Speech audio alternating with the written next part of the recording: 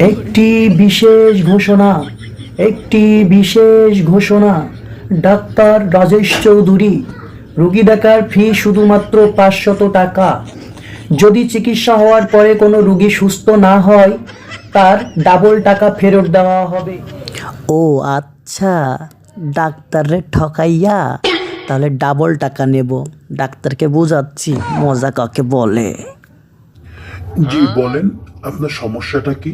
হ্যাঁ ডাক্তার সাহেব, শোনেন তাহলে। আমার সমস্যা হচ্ছে দুইটা। এক, আমি কি খাচ্ছি সেটা স্বাদ বুঝতে পারি না। আর আমি আগে পরে কি করলাম সেটা আমার মনে থাকে না। আমার স্মৃতিশক্তি খুবই দুর্বল। রুগীকে 1 নম্বর বোতল থেকে 2 ফোঁটা ঔষধ খাইয়ে দাও। কি রে, এ তো কিরাসিন মনে হচ্ছে। যাক, ডাক্তারকে কিছু বুঝতে দিলে হবে না। এখন আপনি যেতে পারেন, ঔষধটা ঠিক মতো খাবেন, আর আগামীকাল আবারও দেখা করবেন আমার সাথে। ডাক্তার সাহেব, একদিন পরে আসতে বলছিলেন, আমি তো আসলাম, আমার তো কোনো উপকার হলো না।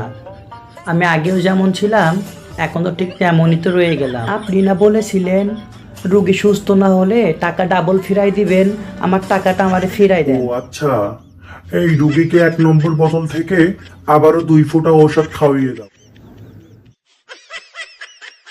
ওই ডাক্তার সাহেব, আপনি না আগের দিন 1 নম্বর বোতল থেকে আমারে কিরোসিন খাওয়াইলেন?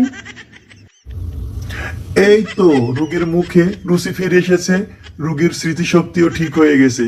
গতকালকে কি খাইছিল সেটাও মনে পড়ছে, এখন মুখে স্বাদও বুঝতে পারছে সে কিরোসিন খাইছিল।